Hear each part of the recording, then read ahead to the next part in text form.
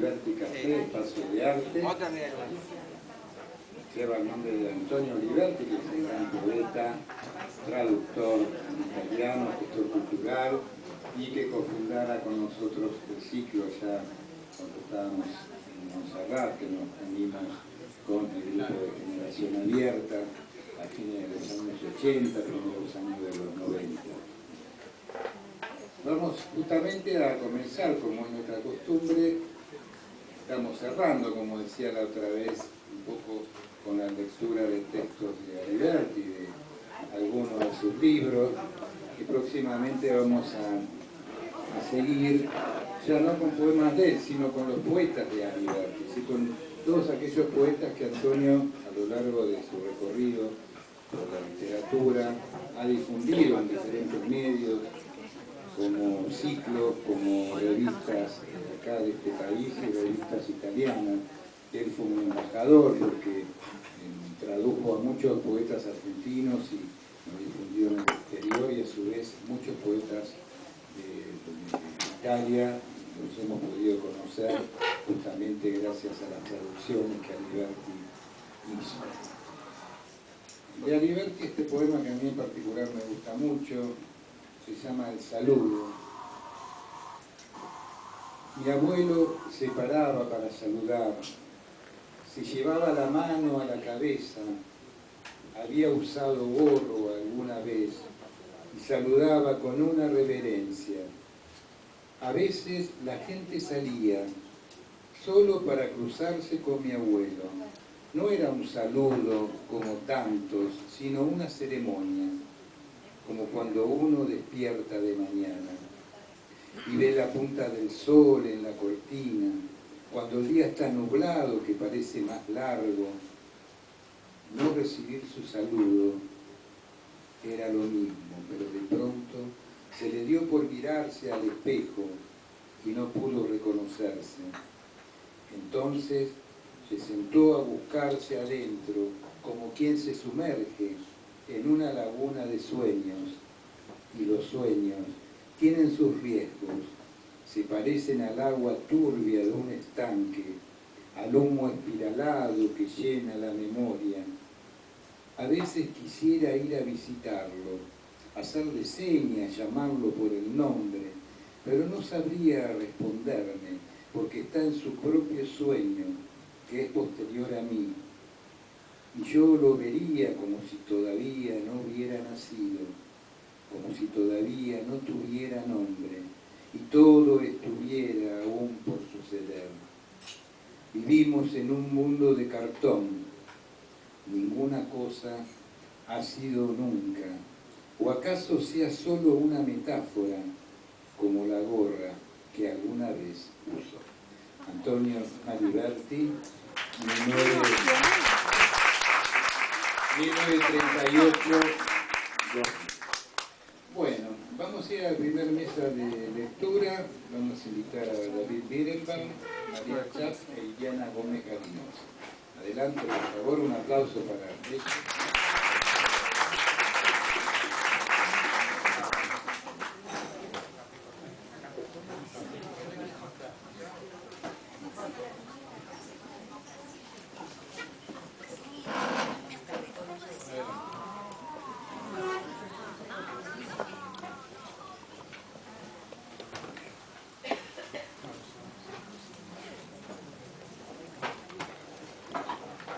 Bueno, los tres poetas que nos acompañan son poetas de amplia trayectoria y que aparte tienen un largo recorrido también en Generación Abierta, en aquellas épocas que estábamos en el Café Montserrat, así que bueno, son ampliamente conocidos.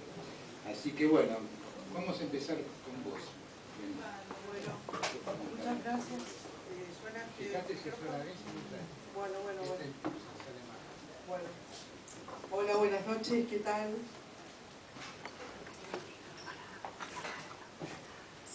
Bebía del néctar acuoso como una sirena, encontraba el sabor agridulce de la perdida y soñolienta uva. Plata la luna, el mar recorría mi cuerpo, mi alma equidistante a los pensamientos de un sol apagado, y ya no había guerras, Solo la preñez de la libertad asomándose en el vientre de la tierra y mis sueños se fue deslizando por las dunas de oriente convertidas en vergel. Solo una sirena que le guía sueños al tiempo podía nebrar las gotas de agua en la clepsidra y dejar detrás, en el lado oscuro, todas las pesadumbres de Pandora.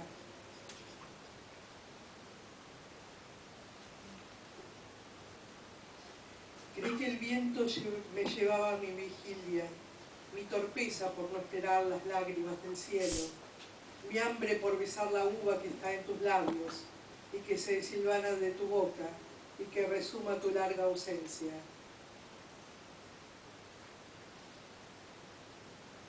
Escribía sobre el orbe tanto pensamiento entre la cosecha de palabras extraviadas en el pie tiempo. Había un cielo, un ocaso de rojas rosas perennes que se volvían fútiles y fugaces durante el invierno que quedó atrás, detrás de mí, como una verdadera estrella apagada. Entonces el lienzo se llenó de semillas claras, a pesar de la lluvia que cae sobre el plato de los pobres, a pesar de los relámpagos que zozobran en el inquieto horizonte. Entonces primero fuimos unos pocos buscando la planta humana. Entonces amé el silencio de la lluvia cayendo sobre mi ventana. Entonces te amé a ti, sembrando futuros posibles, sin irrealidades.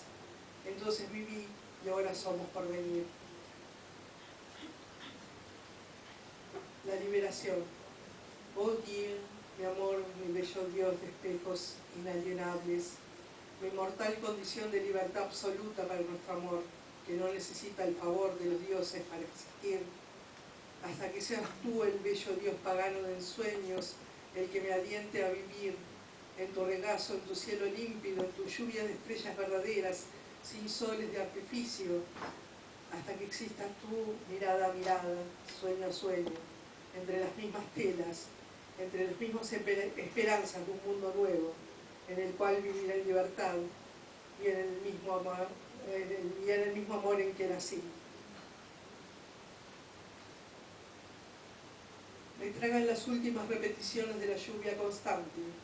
Es solo agua que me baña en el río que cambia constantemente y me devuelve a la paz eterna de las leyes válidas y no arbitrarias. Luego me escondo de la luna llena bañada en los altos árboles de la ciudad y la copa fresca de los árboles me devuelve el libre transitar por esa luna llena, por esa pasión por la poesía que muta siendo mundana en las horas y del tiempo, siendo aprendiz de la hechicera palabra que nunca pierde su magia porque se moja en el agua cristalina de los tiempos, tiempo que es la clave del largo transitar por el universo.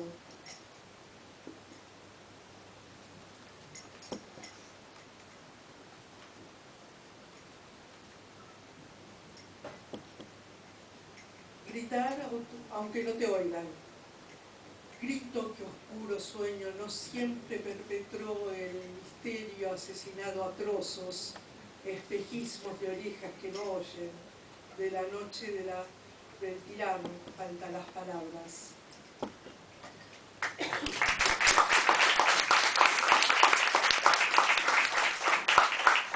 Gracias, Iliana.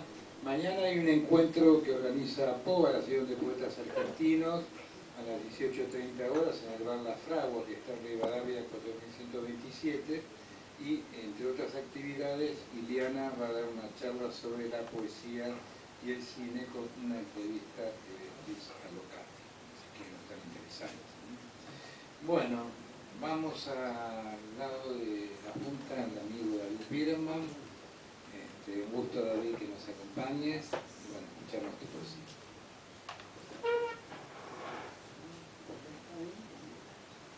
Bueno, yo estuve el año pasado acá, invitado por Luis, y leí algo de Querides Alumnes, el libro anterior, y eran relatos en verso, relatos breves en verso.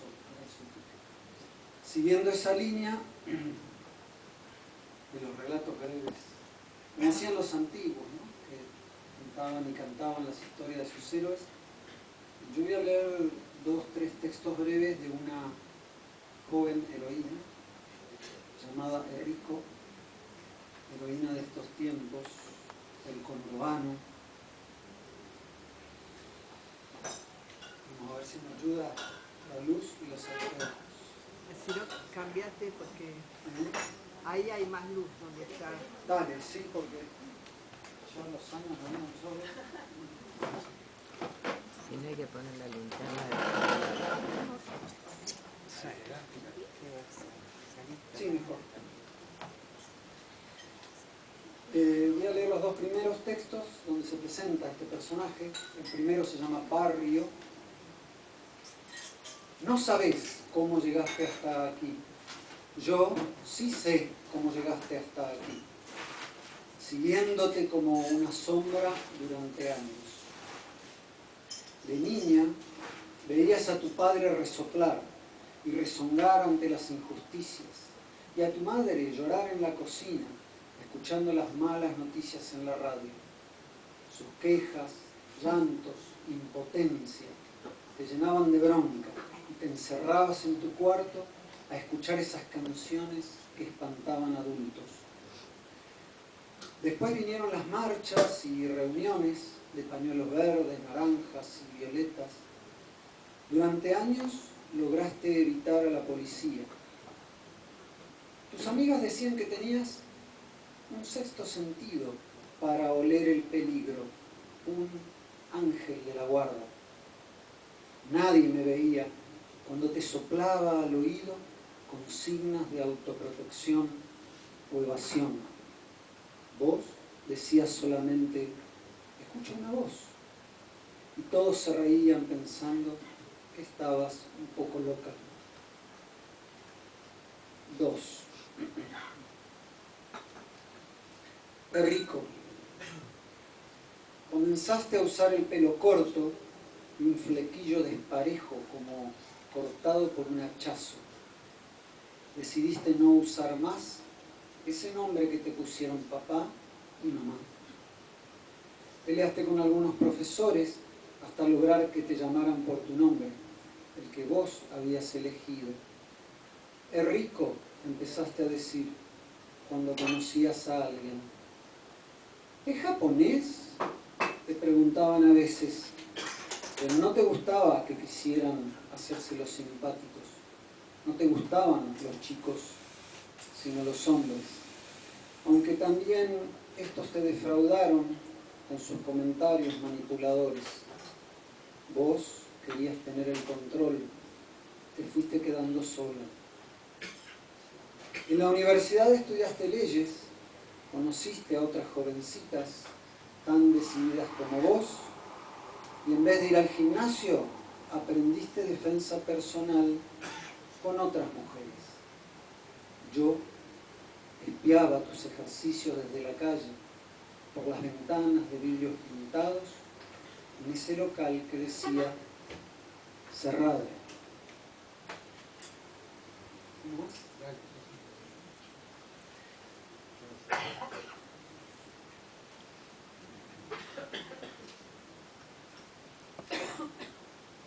El número 8, sueño.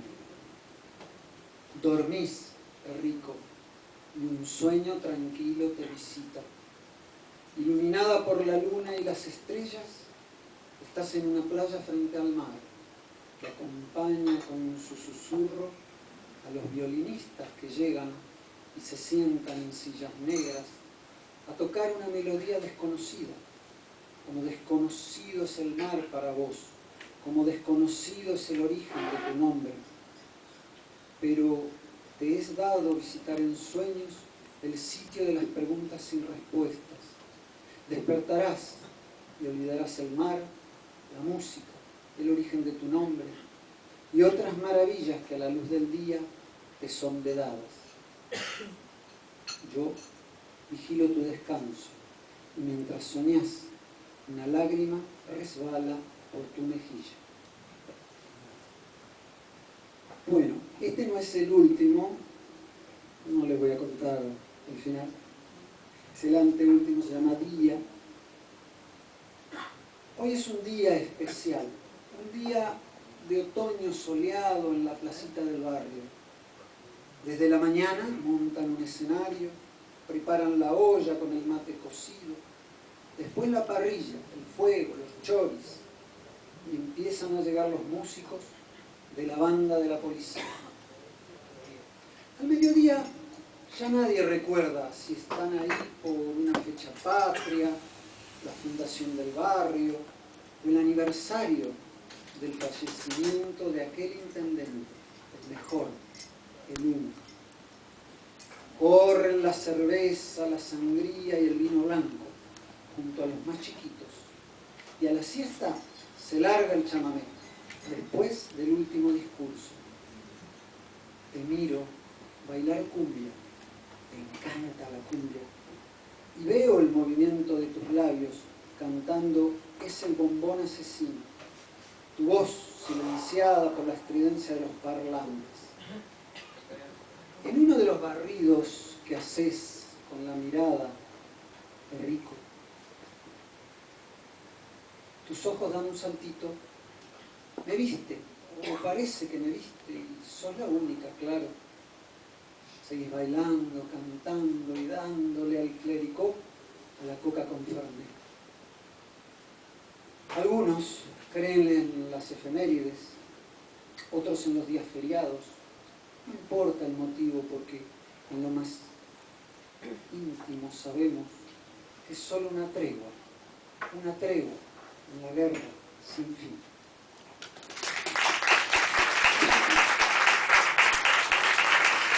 Muchas gracias, David. Bueno, acá tengo a mi lado a María Chao, que también coordinó un ciclo varios años, me acuerdo de Barcelona, Maldonado, Caribe, muy lindo ciclo que hacían el espacio ahí, el lugar que usted. Sí, tengo hermosos recuerdos de la metamorfología. Gracias por la invitación.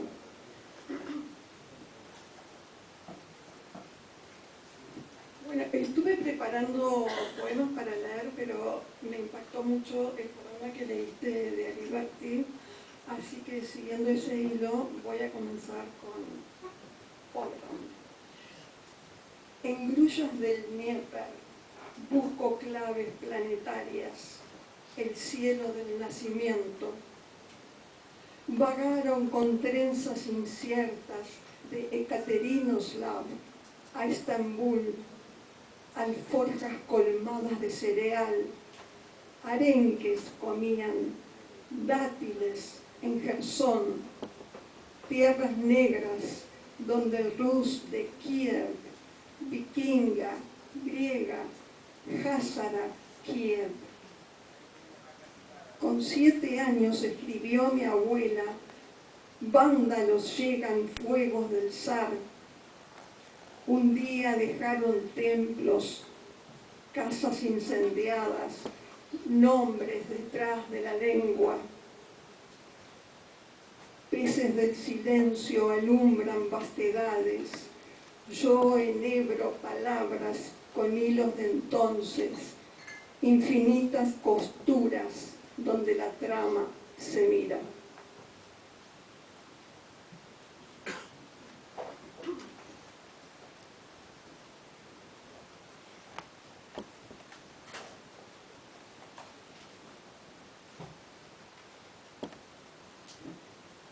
Mutación. Busco el punto de vista del bosque, el aura de un ángel barroco. Llueve dentro del poema, diluye palabras, cuadros, apogeos, claves del sentir, visiones como harapos en las alcantarillas del mundo. Algunos verbos recuerdan el yodo era un rebaño de dientes. Busco el punto de vista del bosque, el aura de un ángel barroco perfora misterios, miradas apócrifas, lenguas mutantes.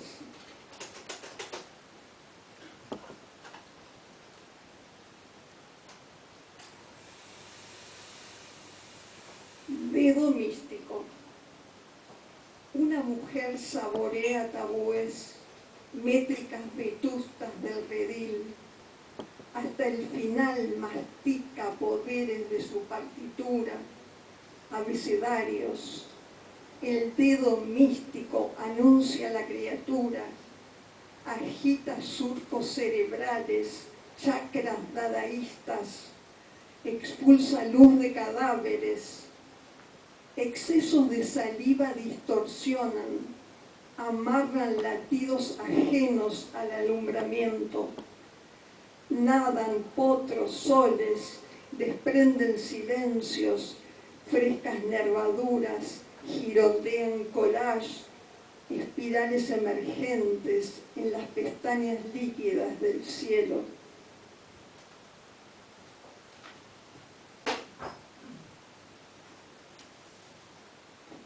Eclipse. Luna de fuego en su apoteosis, desvela fantasmas el eclipse, Pessoa en su loco tranvía, abre fuego blanco, huellas del estigma, la herida puerta de los nacimientos, carcasas de yoes, holocaustos.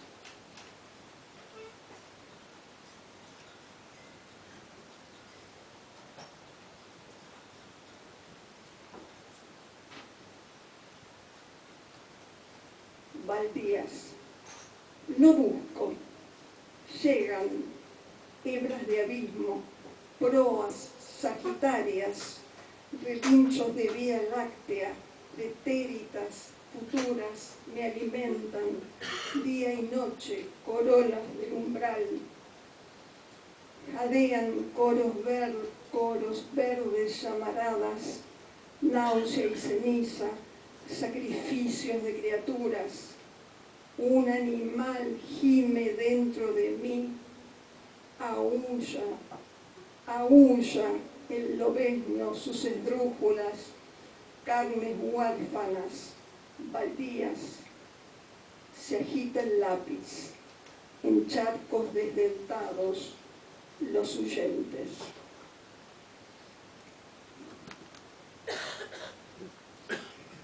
Sedientas. Plegarias esenias esparcidas en Gaza, en mares muertos. Saumerios abrazan claraboyas en ritos de pasaje a uno en mis voces, epifanías, gestos exiliados, errancias del lenguaje, colmillos de piedra, metralla, humo y sed.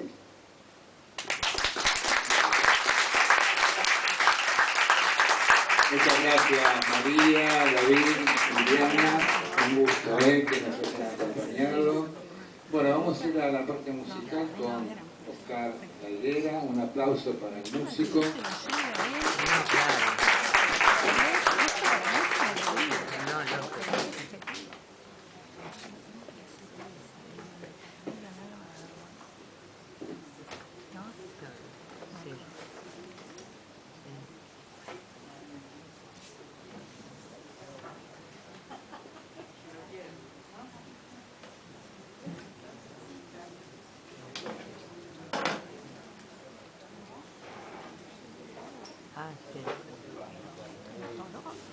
Sí.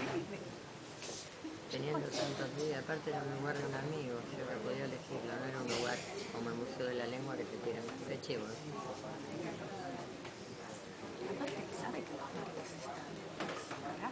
que son los primeros y los terceros, no son todos los martes. Yo cuando no miro no me consumo, no lo presento aparte, presento muy.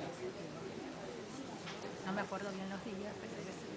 Cuando miro me escribe,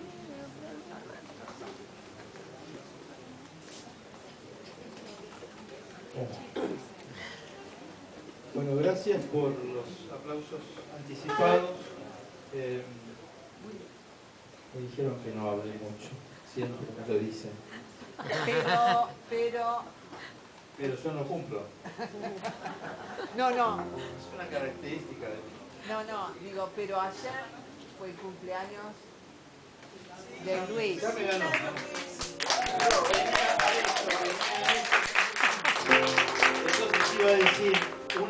Vamos Cambio todos, de vamos. década. Muy poco. Es más feo cantar que le atrasa.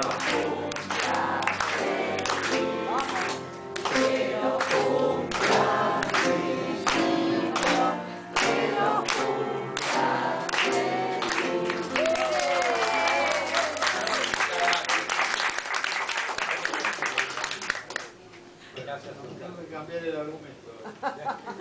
Así Todo son. lo que alquilé, todo lo que... Así. Bien. Ustedes saben, digo ustedes los que nos vemos cada 15 días más habitualmente, saben que no me gusta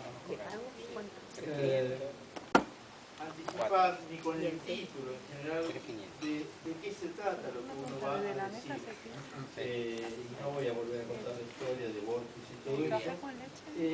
Pero además de que teníamos preparado este saludito para Luis, yo quiero recordar a una amiga que encontré acá después de muchos años. No digamos esas cosas, digamos, no le demos precisiones a esas cosas.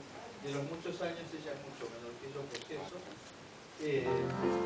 Pero quiero, a propósito de la ideología que en su momento nos unió con sus padres, con sus viejos, con sus compañeros de escuela, con gente del barrio, así como a ustedes los une la poesía, que por cierto no está exenta de pensamiento ideológico político, a nosotros nos unía un grupo de gente que se dedicaba a las más diversas actividades artísticas.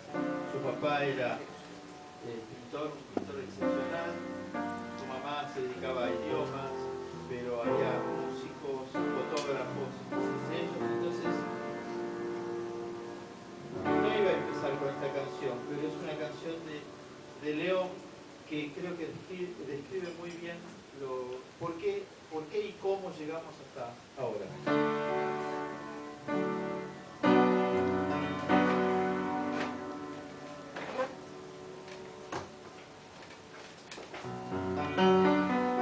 Soledad sobre ruinas, sangre en el trigo, rojo y amarillo, manantial del veneno, escudo heridas,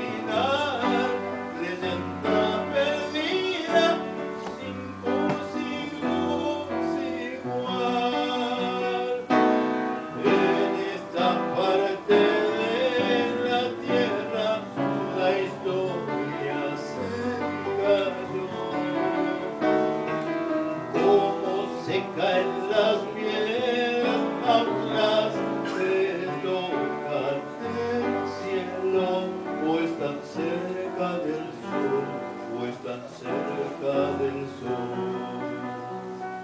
Es tinieblas con flores, revoluciones, y aunque muchos no están, nunca nadie pensó besarte en los pies 5 siglos igual.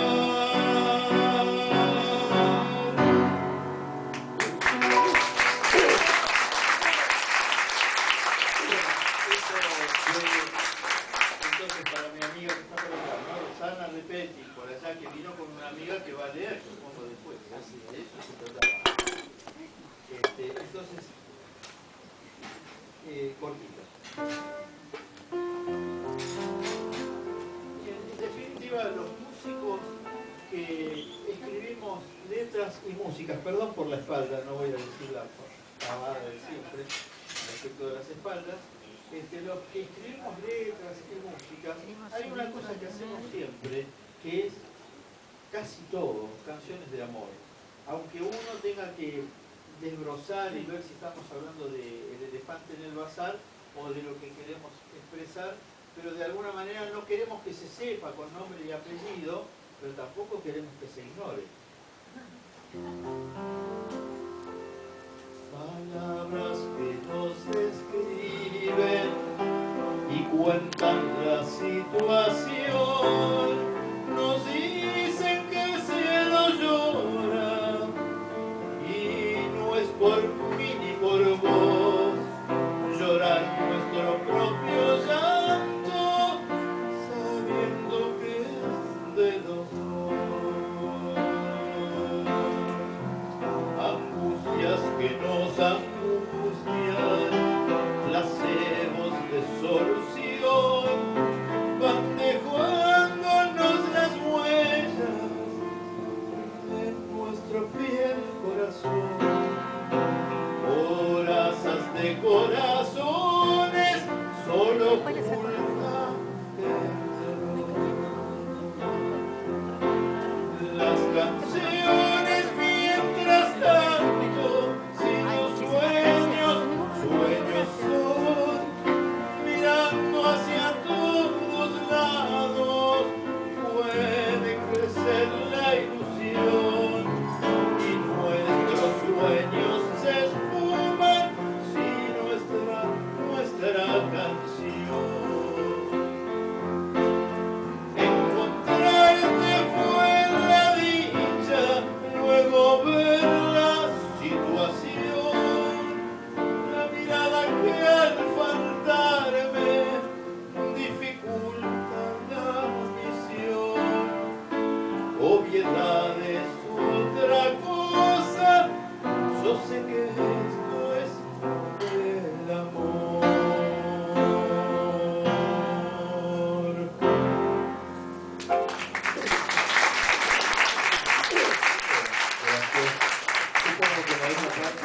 Muchas gracias, Oscar. Después continuamos. Bueno, vamos a comenzar a presentar el número 79 de la revista Generación Abierta, que es nuestro, digamos, proyecto editorial inicial cuando comenzamos con el grupo Generación Abierta en el año 1988. Presentamos el primer número en la Biblioteca José M. Madero de San Fernando. Y continuamos a lo largo de los años, le cambiamos el formato porque era una revista chiquita, una revista oficio doblada en 2, y la convertimos acércate Adriana, en tamaño tabloide para poder insertarla en kioscos. De hecho estuvo más de 17 años en kioscos, la publicación, y bueno, un poco acorde a estos tiempos, ya hace unos años, aparte de continuar con la revista impresa, comenzamos con la parte virtual, porque evidentemente ya veíamos que se venía todo esto online muy fuerte, por eso inauguramos el el sitio nuestro, que es www.generacionabierta.com.ar, y hace muy poquitos días justamente logramos algo que para nosotros es sumamente importante, que es la colección completa de la revista impresa en formato online, es decir, del primer número hasta el número, en este caso, bueno, no este que estamos presentando hoy, sino el número 78, que fue del año pasado. Es decir, que todos aquellos que quieran comenzar a leer números que ya son históricos, porque gran parte de la cultura argentina, y se los puedo asegurar que es así, forma parte de los números de Generación Abierta. Hay entrevistas a grandes personalidades, muchos de ellos ya no están con nosotros, notas memorables, y después, bueno, toda la parte de poesía, narrativa, artes visuales, bueno, música, teatro, cine, colaboradores de lujo que hemos tenido a lo largo de los años. Así que para nosotros la revista es nuestra hija directa, porque realmente de acá nació el proyecto, que después se expandió, por supuesto, con estos ciclos que para nosotros son muy importantes en la radio, pero la revista es la revista tal vez porque fue lo primero, ¿no? Así que bueno, vamos a comenzar a presentarla, decía, porque no va a ser totalmente hoy, vamos a continuarlo en los próximos encuentros, pero vamos a presentar a algunos de los colaboradores que han estado en este número, prestigiando este número 79, que viene con cambios, porque ahora volvemos a tomar un formato A4 con la tapa de ilustración, la revista en colores. Así que bueno, de a poco empezamos a conformar lo que decíamos hace muy poquito, como una tercera etapa, ¿no?, de este proyecto editorial. Yo voy a pedirle a Alberto Bocco que se acerque, no sé por dónde anda, acá está. Tengo acá a Adriana, vamos a ver un poquito al principio letras y un poco de arte visual. Adelante, Alberto, bajate. Adriana, vos querés invitar a... Sí, yo quiero invitar a Micaela Fernández de Arriba, que escribió un artículo hermoso sobre una muestra, sobre la obra de un artista.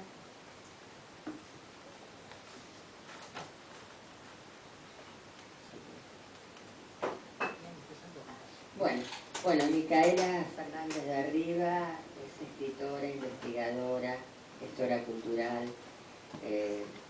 Bueno, qué decir, porque la verdad es que sos multifacética, Micaela, curadora, y realmente, bueno, yo la conozco hace un tiempo, ya hace un par de años, en otras situaciones, por otras personas, y nos reencontramos este año en el Museo de la Mujer, porque ella estaba haciendo la curaduría de la obra de Sandra Saffo, Sandra de Barraca, como a ella le gusta llamarse, que también está aquí presente. Así que bueno, lo que te pedimos, bueno, me gustó tanto cómo la habías presentado, la dedicación que le habías hecho a esa curaduría, y conozco además todo tu trabajo, tu trayectoria, que me pareció importante.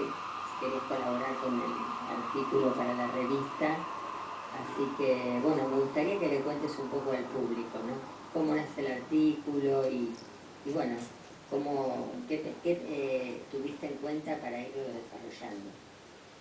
Bueno, ¿se me escucha bien? Porque Poco. más cerca. Tengo la voz un tengo nódulos y además tengo la voz muy bajita. En primer lugar, quiero agradecerles muchísimo. La verdad que estoy un poco muy conmovida. No conocía este espacio. Sí conocía el trabajo de Adriana, pero no conocía este lugar. Me parece que hay un ambiente increíble. Me parece que hay una comunión de personas sumamente especiales, interesadas en algo que el mundo está desdeñando, que es la belleza, que es el arte, que es la poesía, que constituye hoy por hoy la resistencia a un mundo demasiado hostil, que está atravesando una situación tremenda. Estamos atravesando un genocidio en vivo. No quería dejar de decirlo porque sé que todas las personas que estamos acá tenemos una idea del mundo que queremos y evidentemente no existe.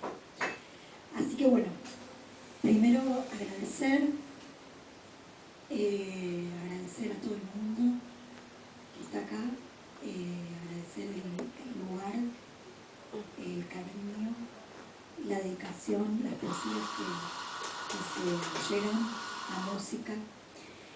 Y bueno, si quieren les puedo leer un poquito de qué se trata el artículo. Comenzamos con Sandra, nos reunimos para trabajar en su exposición.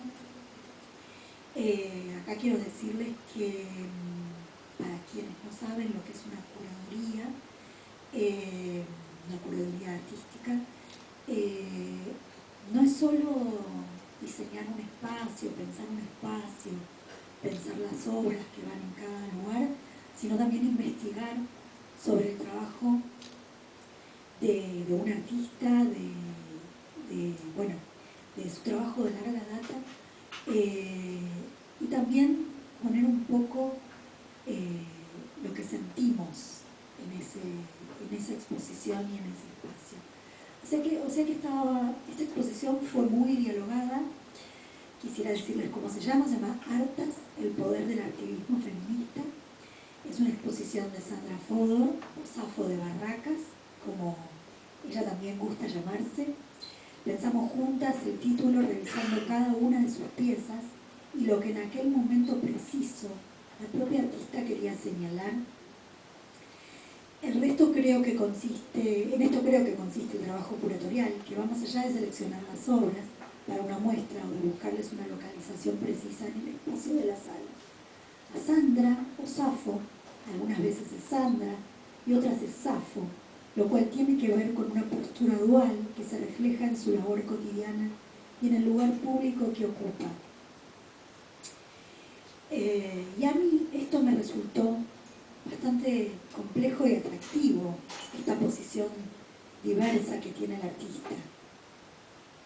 No solo el título, sino el sentido de Artas, porque allí debíamos reivindicar una historia particular, un momento personal, con un enjambre colectivo. Por eso tuvimos que indagar, revisitar, reflexionar, investigar en función de lo que queríamos transmitir con esta exposición. Cada una desde su lugar, desde su rol y siempre apelando a una estrategia transdisciplinaria.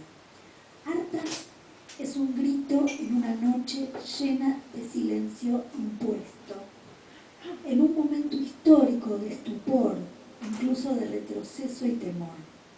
La exposición no deja de ser una denuncia, una protesta, pero también una experiencia reivindicativa. Es personal y política, como bien sabemos, es subjetiva y plural, colaborativa y singular. Artas es una exposición que articula diferentes estrategias en materia de poética política o política poética. Tal vez ya no sea posible separar este bloque de palabras o anteponer uno sobre el otro. El arte, pero al mismo tiempo, es arte, pero al mismo tiempo es denuncia. Es belleza, pero al mismo tiempo es conmoción. Tiene la intención de contar una historia en la que aparecen momentos de plena felicidad y momentos de franco dolor y hartazgo. Tiene como objetivo también celebrar el hartazgo como enunciación de lucha. Aquí, en este trabajo, la artista hace un recorrido por distintos temas y problemáticas. Tensa la cuerda que sostiene el sistema, desmonta una escena, produce una ruptura y luego crea a partir de lo quebrado, de lo roto. Vivimos en un mundo roto. Dice la propia artista de su obra: En Mosaico aprendí que en la vida, todo encaja, incluso los pedazos. En Artas, Sandra Fodor explora con distintos materiales y disciplinas, mosaicismo, textil, stencil, objetos, collage, las relaciones entre la violencia machista y la capacidad de resistencia frente a esa misma violencia. Es un trabajo que rescata una experiencia personal que se convierte en plural y recoge en distintos espacios, privados, públicos, virtuales, las diferentes luchas de las mujeres ligadas con la obtención de justicia y de reparación histórica. De este modo, Sandra hace aparecer su historia y la historia de las mujeres que dieron inspiración a su vida, a su trabajo como mujer de leyes que soñó con el arte desde pequeña y tuvo que optar por una profesión que le dio independencia económica y bastante prestigio. No obstante, Sandra Fodor, o Safo de Barracas, Sa por Sandra, Fo por Fodor y Barracas porque es su lugar en el mundo, no descartó nunca la tarea militante y la labor artística. Y a pesar de que a veces sea Sandra Fodor y otra Safo de Barracas, con distintas estrategias y actividades, en sus dos denominaciones, la heredera y la autodeterminada, convive una sola mujer cuya cabeza no frena ni un minuto, planificando un mundo de justicia y igualdad. Y no duden que cuando digo no frena ni un minuto, es que no frenan ni un minuto. Entonces la abogada se convierte en artista, que a su vez se transforma en artesana, en costurera, en obrera, en denunciante, en poeta y al mismo tiempo en activista social. Sandra y Safo creen fervientemente que todo, absolutamente todo, cualquier objeto puede llegar a ser una tesela. Una tesela es la unidad básica de la forma que expresa Sandra, el mosaico. Si el mundo está dividido en piezas o pedazos, entonces habrá que reconstruirlos o quizá deconstruirlos para volverlos a unir, para lograr algo mejor.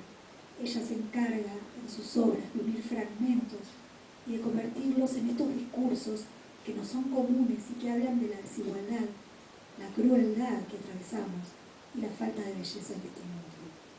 De esta manera trabaja con fragmentos de mundos, con voces fuertes que gritan injusticias y que aplastan silencios, con figuras emblemáticas y mujeres comunes. Las une, recompone la mirada, pega todo aquello que fue roto y le da nuevas formas. Por esta razón, todos los signos de nuestra historia están plasmados en su trabajo. Entonces, aquella vez que nos reunimos para pensar esta exposición, nos preguntamos por nosotras mismas, por lo que estábamos experimentando en aquel momento. Y lo que emergió con más fuerza fue la palabra hartazgo. ¿Hartas de qué estamos? Esta es la pregunta que nos hicimos juntas y que sirvió de referencia para incluirnos a todas en su trabajo. Cada una de estas obras es un pedazo de historia, una unidad material y conceptual, que por momentos parece querer decir que cada parte es mucho más que la suma del todo. Safo de Barracas, como buena poeta de nuestra ciudad, reescribe un pasado y un presente que se nos ha vuelto hostil. También habla de nuestros logros, de nuestras conquistas y de las fuerzas y el poder de transformación que tiene el artivismo con H en este tiempo. Dado que el artivismo, el arte junto a la acción política y el artivismo con H, no solo señalan la irrupción de las nuevas tecnologías como forma de denuncia, sino también el hartazgo. Pido disculpas si me repito en algunos conceptos que entiendo es necesario reforzar. Sandra Fodor nos hace un llamamiento a seguir defendiendo el sentido real de la justicia, sin importar el lugar en el que estemos. La militancia poética y política y poética, y me perdonarán si los vuelvo a repetir, nos obliga a mirar al pasado, al presente y lógicamente a reflexionar sobre nuestro futuro. Asimismo, y desde esta singular manera, nos recuerda que el hartazgo es parte de lo que nos une y también de lo que nos da fuerza colectiva para seguir cosiendo, remendando, uniendo, pegando, mosaiqueando y dándole forma, color, sentido y belleza a cada una de nuestras luchas. Muchas gracias.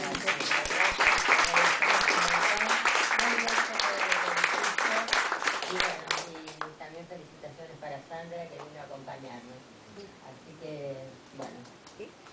gracias, Micaela. No le creas todo a Micaela. Muchas gracias, tengo mucha suerte. Bueno, continuamos con Alberto, con una nota que tiene que ver con la poesía. Hola. Hay poetas que por determinados motivos, bueno, a veces desaparecen, digamos, del escenario, digamos, ¿no? Uno busca en internet y no encuentra demasiados datos, demasiado material, y yo particularmente no lo conocía al poeta, pero escuché de muchos poetas amigos que tuvieron que ver con él, que se formaron con él en su taller literario. Y un día charlando con Alberto, justamente, él me comentó que había estado vinculado a Mario Morales, que es el poeta en cuestión, y justamente le pedí a Alberto si podía hacer una nota para nuestra revista, porque no había material publicado, por ejemplo, en Generación Abierta, sobre Mario Morales, que fue un poeta realmente muy importante por todo lo que también dedicó a sus pares, ¿no? Aparte de poeta en sí mismo.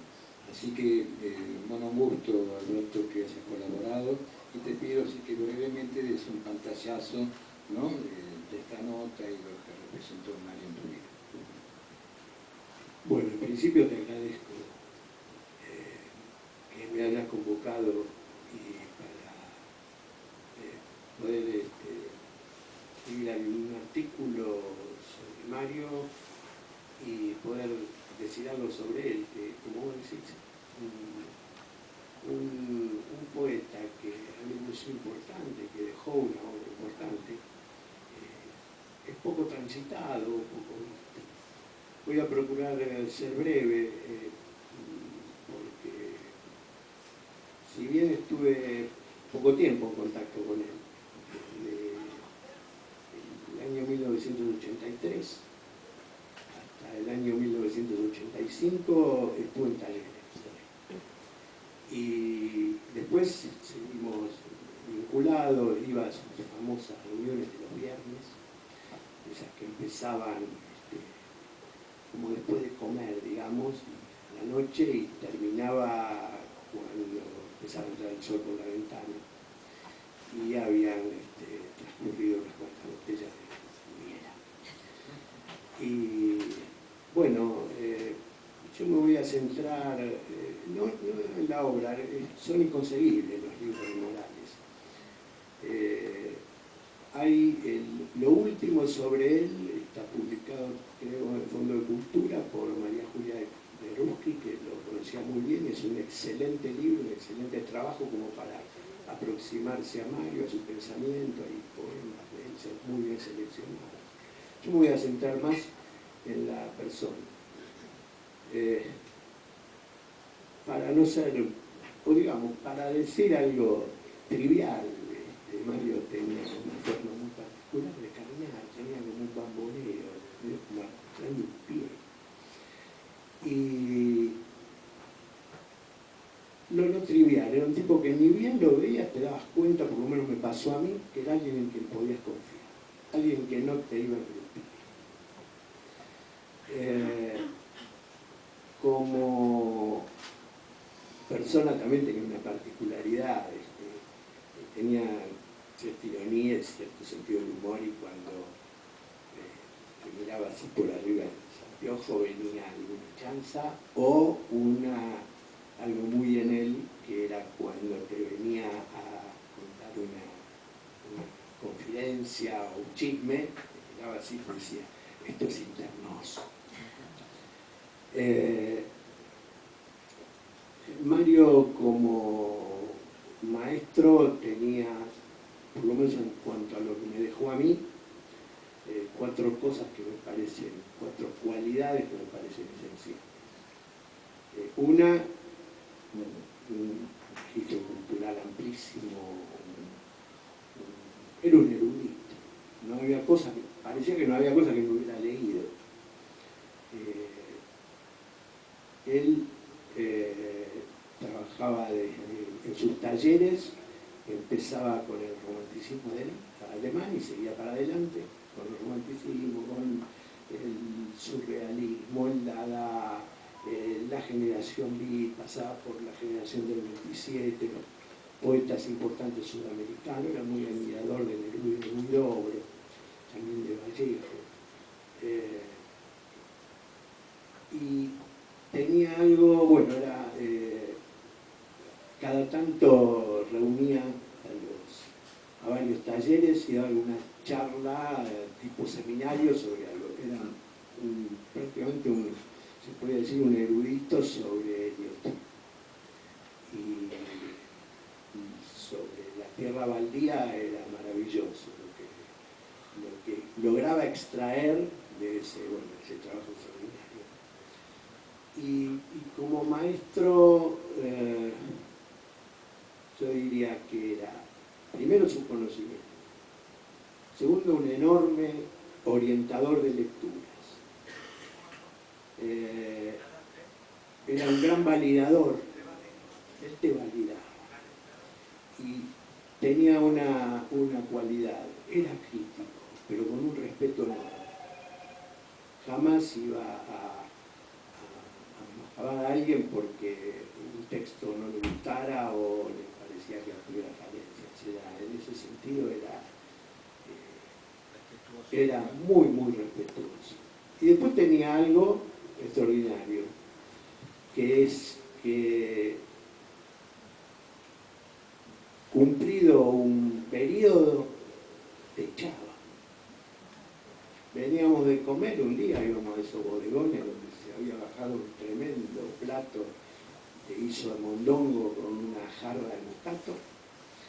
Y cuando íbamos volviendo alegremente, dice, bueno, ya está, ustedes ya no tienen nada más que hacer conmigo. Yo dije, pero ¿cómo es esto? Ahora nos dejan en intemperie. Y bueno, ahí empezamos a comprender que realmente estás siempre en intemperie.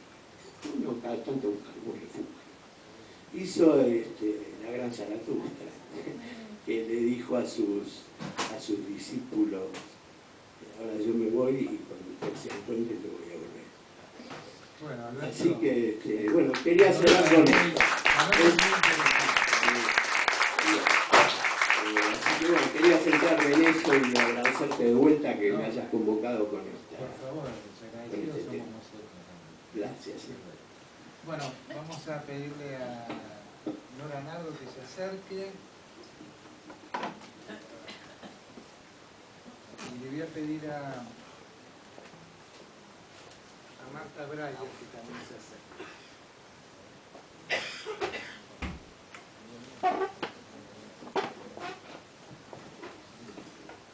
Bueno, buenas noches a todos, una alegría nuevamente encontrarnos acá en este espacio tan lindo, celebrando la palabra, la música, el arte, este número nuevo de Generación Abierta, con este formato. Decirles que está a la venta, ya que nos lo dijo acá el director, a 3.000 pesos, que lo venimos, que es un proyecto que venimos bancando desde hace 30 y pico de años, yo hace 28 que estoy, y que como no nombró a educación, y siempre nos acompañan acá los educadores, decir que también la sección de la revista tiene hace 28 años esta sección de educación. Y agradecerle a nuestra colaboradora permanente, que es Alicia Neira, que ha estado siempre en muchos de nuestros números. Después voy a invitar a cada uno de los... Ya invito, bueno, a Cintia Tadeo y a Eduardo Jacinto Torres, que vengan a acompañarnos acá para charlar. Agradecerles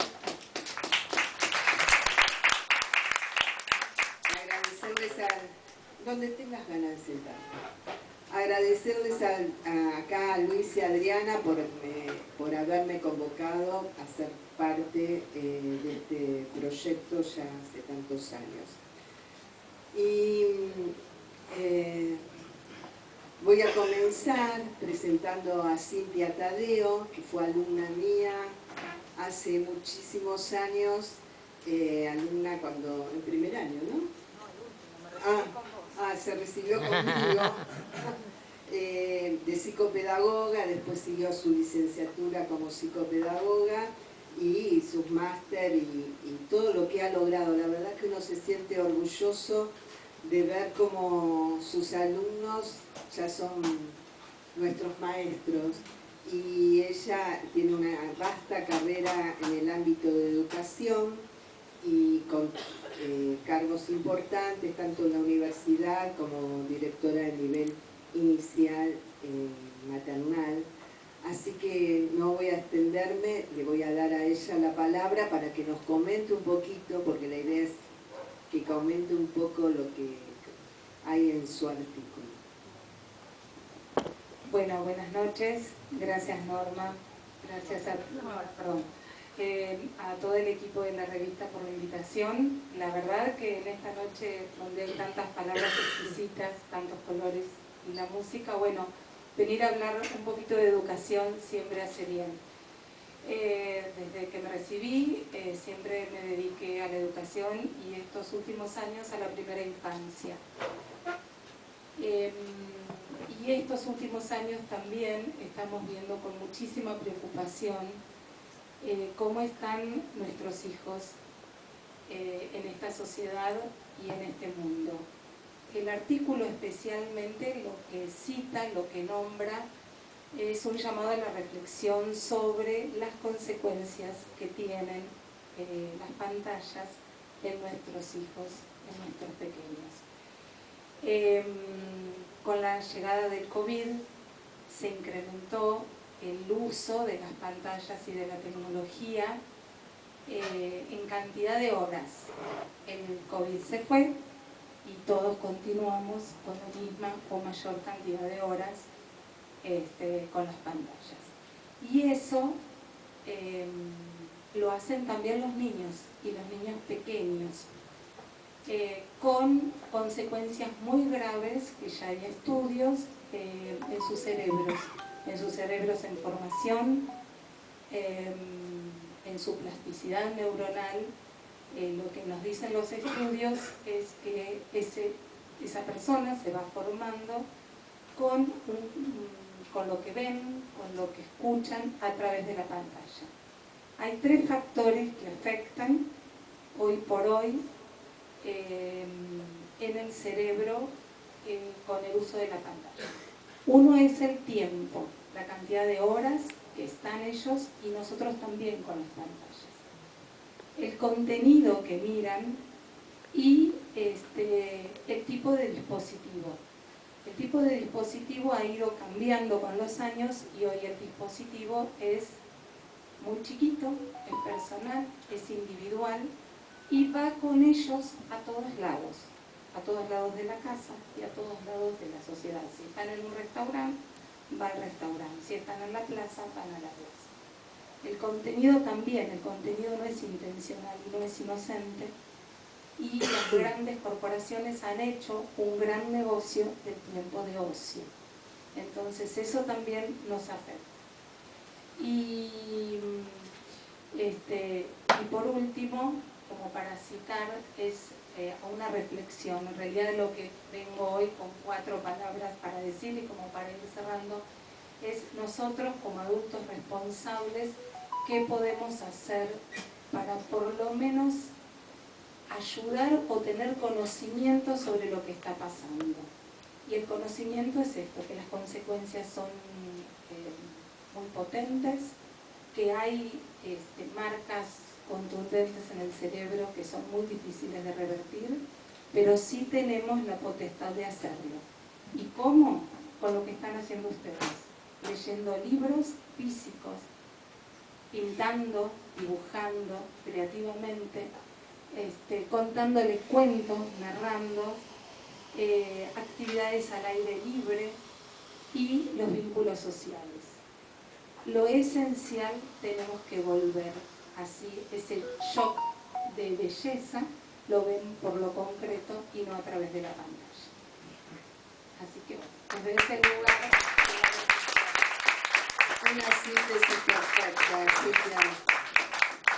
Bueno, y también tengo a Eduardo Jacinto Torres, que lo conozco desde hace casi 18 o 20 años, que es licenciado en comunicación, que es del barrio de Caballito, es gestor cultural y tiene a su cargo ya hace más de 20 años aproximadamente la revista Caballito Regalado, donde encontramos notas muy interesantes, variadas, que tienen que ver con la identidad del barrio y con la memoria, que también rescata en un artículo que está en Generación Abierta. Así que un placer tenerte acá, Jacinto. Bueno, muchas gracias por la invitación. ¿Se escucha bien con ese micrófono? Pasando.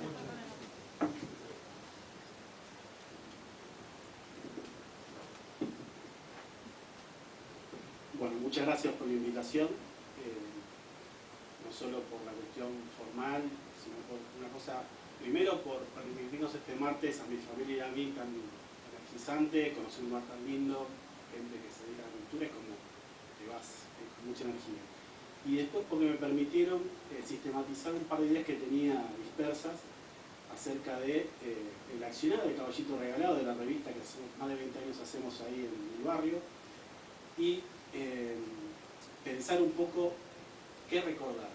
Por eso el artículo es pensar la memoria para crear comunidad. ¿Y por qué decimos crear comunidad? Porque nosotros tenemos la hipótesis, un poco por lo que fue nuestro recorrido, de que el acto de recordar nos une como comunidad, no tiene que ser concreta, sino comunidad armada. Ya desde el primer punto, desde la primera entrevistada, que fue mi propia abuela, que en su rol de entrevistada me empezó a contar cosas que nunca nos había contado a nosotros. Entonces leyendo la nota decía, pero ¿cómo la abuela hizo esto? Bueno, a partir de ahí mi abuela empezó a hablar con sus amigas para las posibles y las futuras notas. Tu mamá, por ejemplo, fue una entrevistada. ¿Y qué pasó con eso?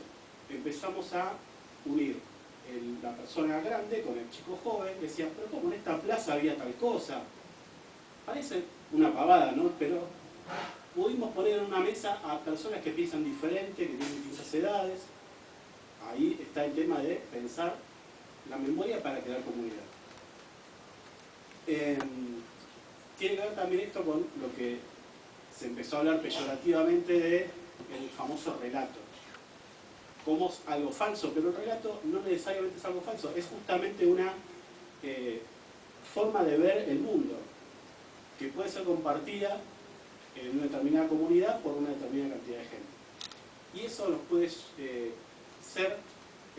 pensar en la sociedad de una visión contrahegemónica, porque tampoco vamos a hablar de que solo sentándonos en una mesa vamos a estar todos de acuerdo, que no.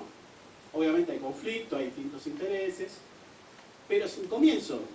O sea, pensemos en la forma en que se comunica muchas veces socialmente, de la agresión, el pensar que yo solo me valgo porque yo y la sociedad no importa nada. Bueno, crear comunidad del periodismo en estos tiempos es contrahegemónico. A esa tarea nos estamos abocando en Caballito Regalado, humildemente, revista que nosotros llamamos revista, pero es una hoja 3 doblada en 4, pero que por lo menos tiene llegada a muchos vecinos. Y yo creo que uno dice, es un objetivo muy grande, ¿no? Planteárselo, crear comunidad, qué objetivo tan como demasiado ambicioso. Y bueno, mi respuesta es, ¿para qué vivimos si no tomar riesgos y objetivos totalmente ambiciosos? Creo que ustedes todos comparten eso, si no estarían un martes acá. Y para dejar una reflexión cortita con el tema de la palabra, porque la palabra es algo, ustedes hacen poemas, leen poemas, la palabra es fundamental porque básicamente con las palabras pensamos. Entonces, cuando un pueblo deja de existir, no solo físicamente, la cultura, su palabra, al ese idioma perderse, se pierde una visión del mundo. En este sector donde estamos hablando ahora, seguramente alguna vez hubo un grupo de querandíes, que eran los pueblos originarios de esta parte del país, y solo de ese grupo quedaron dos frases. No les voy a leer porque es un idioma muy diferente al castellano, pero básicamente la traducción en castellano sería la luna os hará arrepentir de ello. Y oh traidor, es necesario matarlos. O sea, de esa cultura quedó básicamente el insulto que los querandíes le daban a los europeos. ¿Esto qué quiere decir? Todo es efímero. Que todo sea efímero no significa que valga la pena dar las batallas. El último hombre en este mundo, que obviamente en un momento el mundo va a seguir, el ser humano colapsará en algún momento, pero el objetivo, creo yo, es que ese último ser humano tenga cultura, que sienta que perteneció a un colectivo, y en parte eso es nuestro objetivo, ¿no? Tomar la batalla cultural de los que nos dejaron y seguir a nosotros y legar a las futuras generaciones.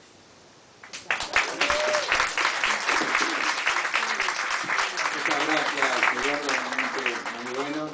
Bueno, y acá tengo a Marta Breyer. Le voy a pedir a Santiago Alonso que se vaya acercando también, así cerramos esta primera parte. Adelante, Santiago.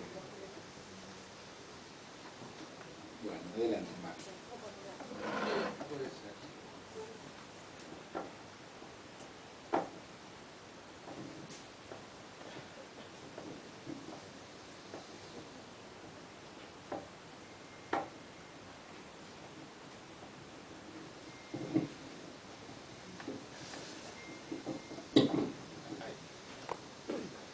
Bueno, hola, ¿se escucha bien? Sí. Bueno, buenas noches. Estoy contenta de estar aquí en este ambiente tan particular realmente. Y gracias por la invitación, Luis. Bueno, yo publiqué un pequeñísimo ensayo en la revista esta Generación Abierta sobre esta obra, El amante de Magnífica. Y voy a leer una síntesis de lo que menciona. Más cerca. Más cerca, ahí. Se dice que un buen libro resiste múltiples lecturas. Y eso me pasó con El amante de Magnífica. Nacida en la Indochina francesa en 1914 y premio Goncourt de Francia en 1984. Por esta obra que la consagró ya en su vejez. Sí, resiste múltiples lecturas, digo, por la fuerza poderosa de su estilo. Y el artículo que escribí y que publicó gentilmente la revista hace hincapié en esto. Cito: muy pronto en mi vida fue demasiado tarde. A los 18 años ya era demasiado tarde. Entre los 18 y los 25 años mi rostro emprendió un camino imprevisto. A los 18 años envejecí. Un modo de enunciar que cala hasta el hueso. ¿Cómo digo eso que quiero decir?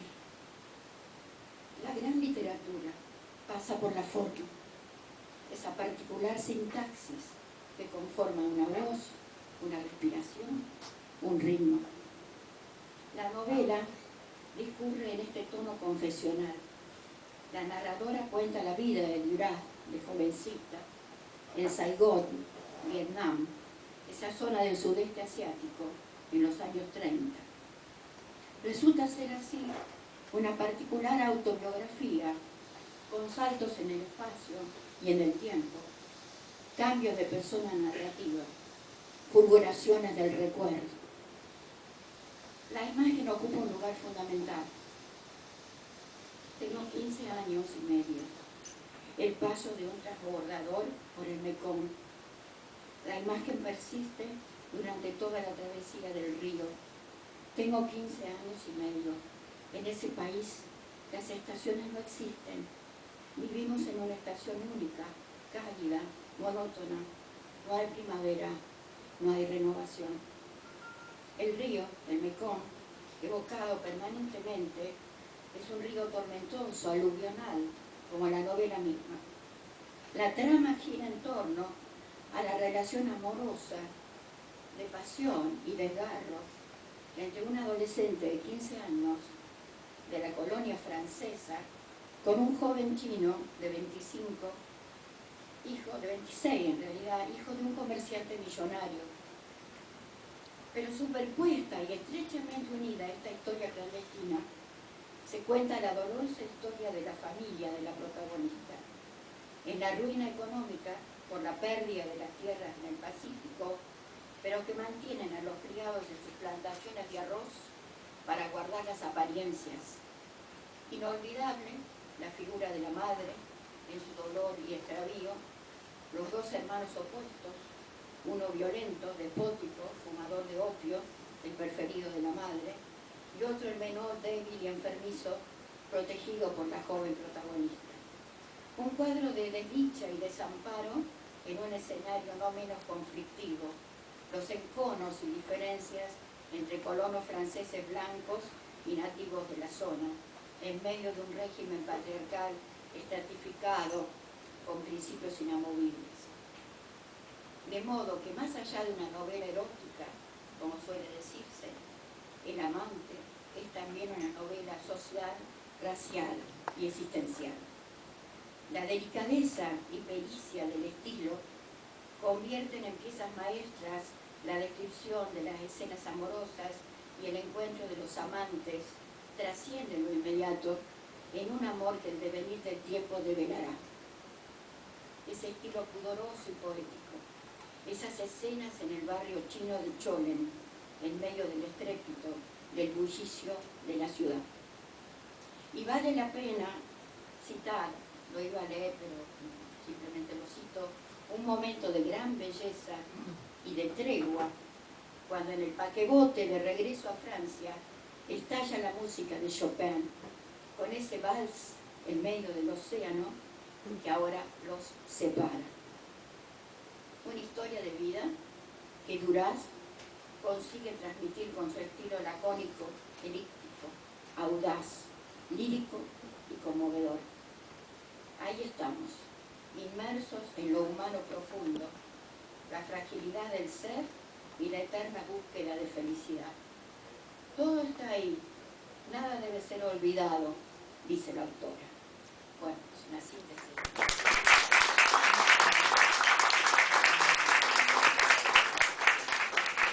Una excelente nota de Marta, así que un gusto realmente.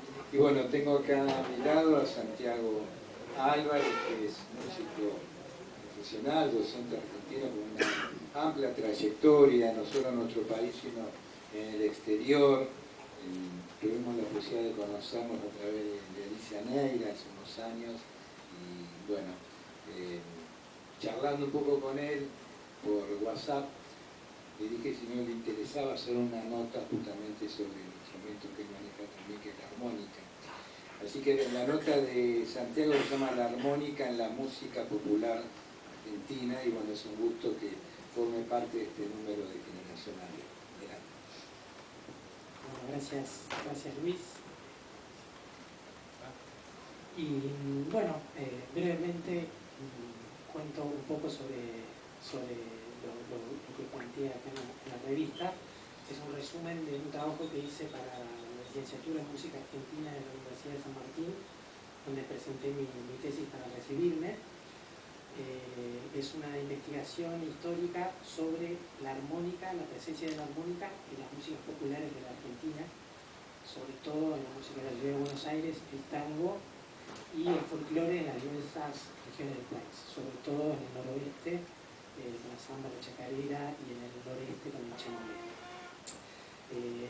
Lo traje acá el instrumento para después hacer una muestra, pero parece un instrumento que no ha tenido un gran protagonismo en la música argentina, pero si se investiga un poquito hay algunos referentes, sobre todo el más conocido es Hugo Díaz, que es un santiagueño que tal vez alguno recuerde, y en la actualidad un músico que se llama Franco Luciano.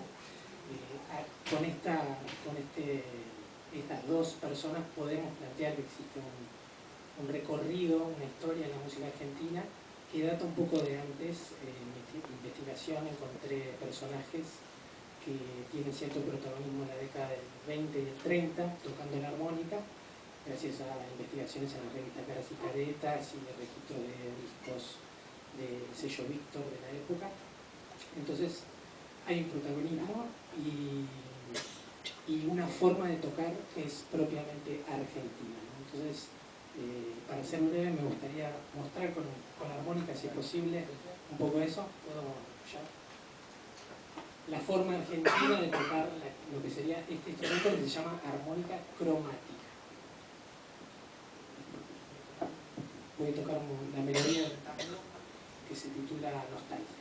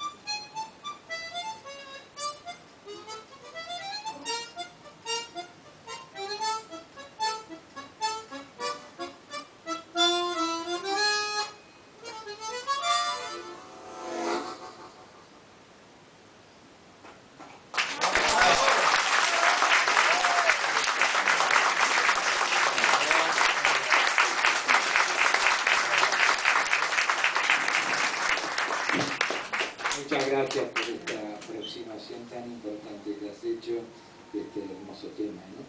Así que bueno, un gusto a todos y a todas que han participado en este número de Generación Abierta y bueno, esperemos que sigan colaborando porque realmente es muy interesante poder participar con todo un colectivo que haga aportes tan interesantes, una forma de pensar tan parecida en tantas cosas. Así que lo felicitamos, yo lo felicitamos. Bueno, vamos a cerrar la noche con la mesa de poesía que nos queda. La revista está a la venta en un precio simbólico que lo hemos puesto porque la idea es que cada uno se pueda llevar este número que nos parece muy valioso a tan solo 3.000 pesos. Una vez que terminemos el encuentro pueden adquirirla. Vamos a pedirle que se acerquen Irma Berolín, Betty Pataccini, Agustín Massini y Elena Erimendi. Y Paco, vos quedate por ahí con la guitarra porque en el intermedio vas a tocar algún tema, que llegaste un poco más tarde. Bueno, y vamos cerrando la noche porque ahora después hay otro evento acá adelante, por favor. Hay otro evento y queremos ser respetuosos de los tiempos.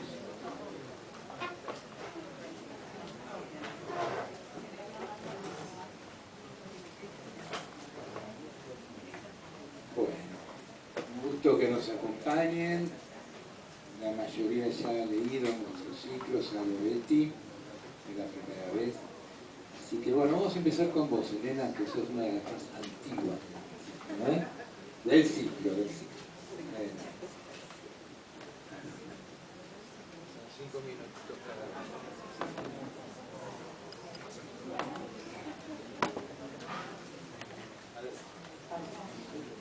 Bueno. Elena Erimendi, la poeta que nos va a acompañar. Bueno, gracias por la invitación. Y para hoy elegí leer de mi primer libro, que es del 97, y algo del último, que es del 2020. Y me gustó traer el primer libro porque tiene una mirada crítica del mundo que yo creo que ha empeorado desde entonces. Bueno, umbral. En este incierto mar, en este infierno cielo de la hoja, aún el silencio es casco de navío y el papel es de llanto y siempre crece en el lugar del sueño. Con lágrimas abrevo cada tallo y la sangre ilumina mi escritura con sus rojos al temple. Conmigo cada día rueda la porfiada piedra y un azaroso ujiera ruma en la memoria Biblias y Coranes y núcleos escindidos, colecciones de talmudes y legiones de seres mendicantes. Gastadas cantilenas nos estañan los labios, cadáveres de números y oscuros tulipanes lacrándonos la frente. ¿Qué aguarda pues aún aquel decir no viciado, ajeno al habla que desamasa el pan? Entre tanto, la afición desintegra la realidad del mundo y la energía liberada nos devuelve con sus sepias profundas, corrompidas, estos últimos basurales. También a la deriva hay detritos que desactivan sus ingenierías en los ríos. Hay subterráneos hilos que afelpan las alarmas. Allí cavan su pozo negro la soledad y el abandono. Allí abren y cierran los promovidos mundos sus flores inodoras. Allí reza sus himnos el número satánico. Y los endebles faustos ocupan por un instante la cabecera del banquete. Más parece milagro, pero entre estos cloacales muros, entre estas grises costras de líquenes y otras mudables colonias antropomórficas, la memoria alberga veneros naturales de esmeraldas, rubíes, zafiros, amatistas. Sófocles y Heidegger han apurado allí su poliedro espejo. Machado y Juan de la Cruz siguen enjardinando montes y espesuras. La rara encina ya florecida en Soria, y Borges se cerciora de que no haya olvido. Pero las acequias del espejo sueñan con el rostro de Fishman, con su dolor paciendo entre los prados de mi propio cansancio. Me quebranta los huesos el llanto de su niño.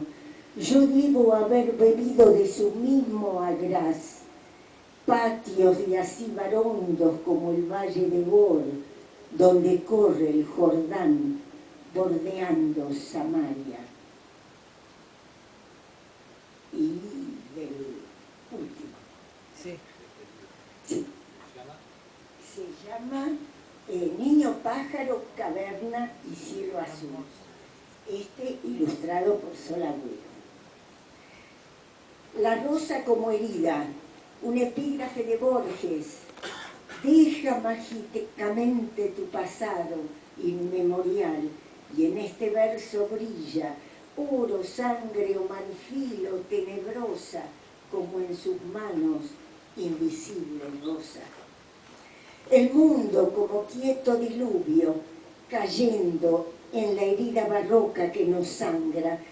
Todo es tan cierto aquí, tan pregnante es la herida que nos nombra al nombrar la tristeza transparente de un niño, que toda la sangre se nos va en la rosa de nadie de Paul Celan, su Niemals Rose, o quizás se nos va en la tenebrosa nada que somos, siempre queriendo florecer, como aquella sin igual, la invisible rosa de Borges, la que mágicamente y por su gracia brilla en las sombrías manos de Milton.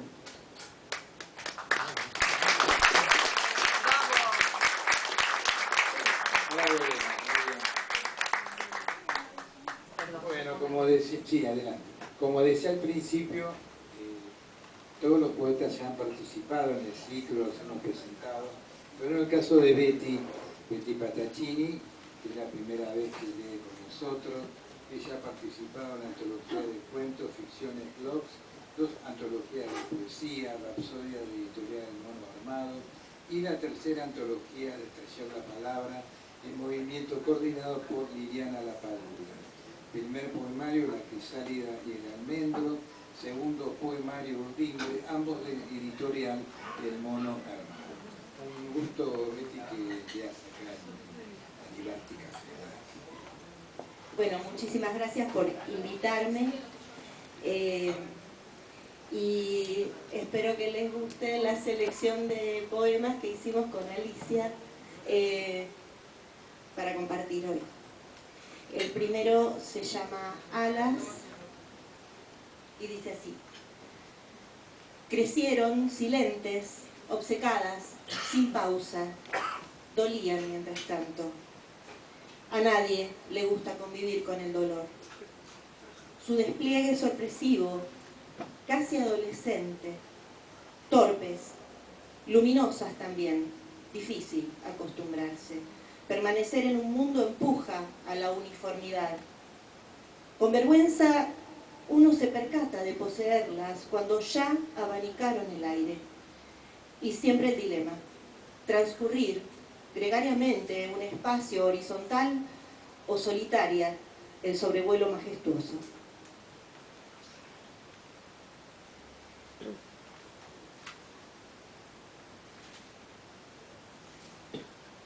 Este poema se llama Lástima Bandoneón y dice así: oscuro gris, gris de piedra en el alma vacía, gris envejecido, gris lamento, bandoneón, llovizna, y no sé si se puede alcanzar el verde en esta ciénaga.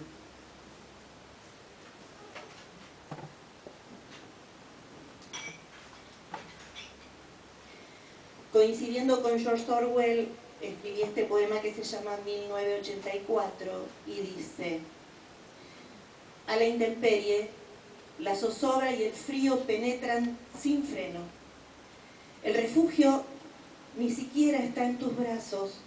Recuerdo esto vívidamente.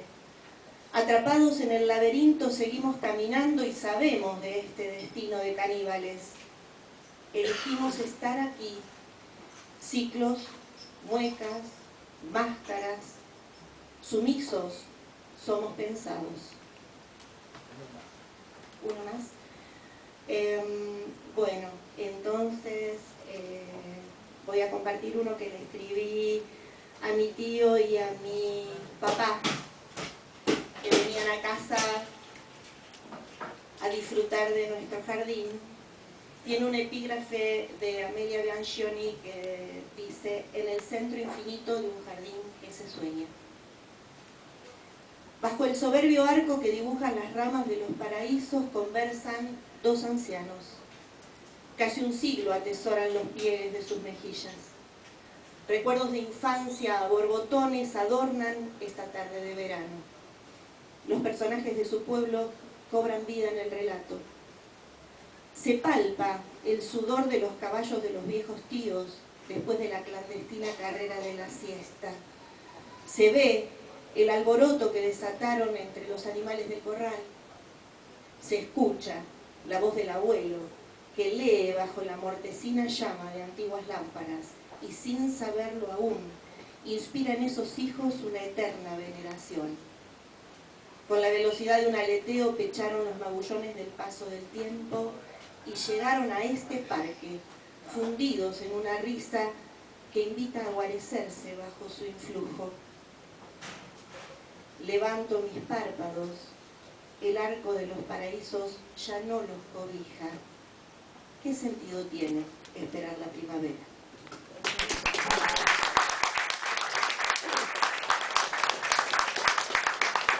Muchas gracias, Betty. Bueno, Agustín Mazzini, quizás leído con nosotros, pero siempre es un gusto tenerte con tus nuevas producciones, seguramente. Adelante. Bueno, muchas gracias por la invitación.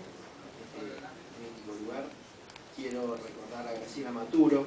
El 11 de septiembre se cumplió un año de su partida. Y bueno, me gustaría dedicarle esta lectura. Voy a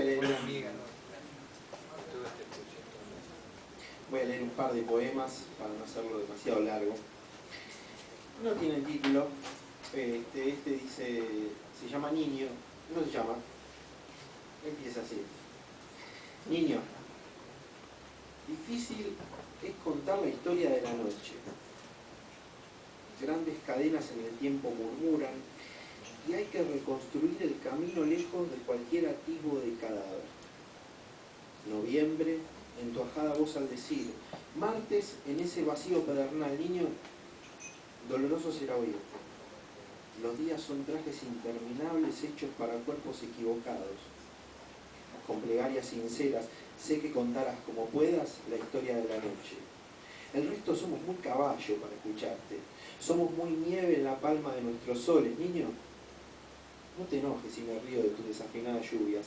Te miro y veo un abecedario sin viento, la astilla de un árbol que no aprendió a morir, un ramo de respuestas sin preguntas.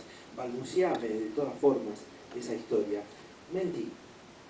Decí que hiciste un muro perdido con pocas lágrimas, que tus huellas crecen dando gritos sordos, con los que haces temblar cada filo de la tierra, a la hora en que las ciudades arrojan sus ruidos, en que tambalean las agujas y los aromas replegados levantan tu opaco rostro. Niño, un delirio de luces febriles entra a mi sangre para que te dediques al cráneo y me cuentes, que te repetís en el barro aunque sos arena, te reiterás en el corazón a pesar de ser ceniza,